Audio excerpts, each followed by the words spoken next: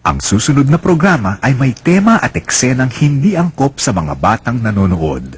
Patnubay ng magulang ang kailangan.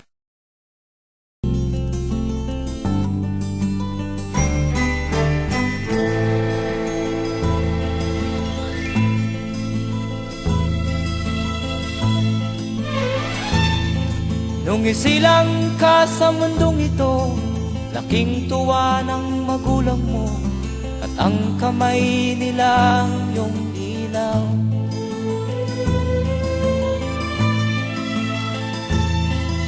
At ang nanay at tatay mo'y di malaman ang gagawin, minamasdan pati pagtulog mo.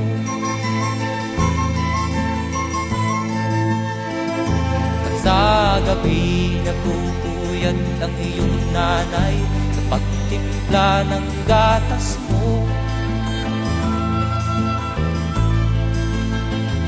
At sa umaga na may talong ka ng iyong amang tuwang-tuwa sa'yo.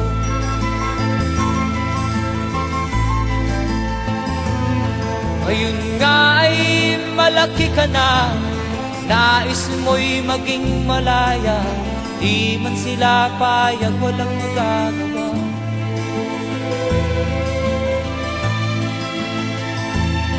Ikaw nga ay biglang nagbago, naging matigas ang iyong ulo, at ang payo nila'y sinuwan mo.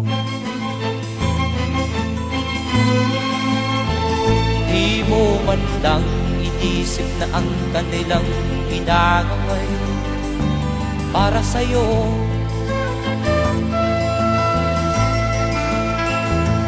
Kat ang nais mo'y masunod ang layaw mo, di mo sila pinapansin.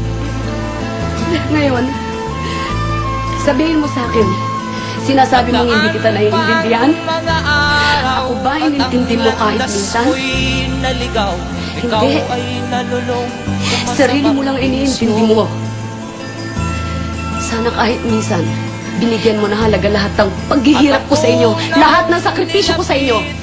Ang iyong inang lumuluha. Sana, Ang tanong anak, tuwing umiinom ka ng alak, habang iniitit mo ang sigarilyo mo, habang nilulustay mo yung mga perang pinadala ko, at ang sana maisip mo rin mga matay kung ilang pagkain ang tiniis kong hindi kainin para lang makapagpadala ako ng malaking pera dito.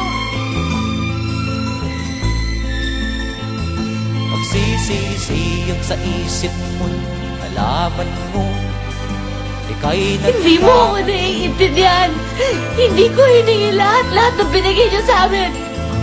Kayo, may gusto na hindi Magsisisiyag ako. sa isip mo, nalaman mo ika'y nagkamali.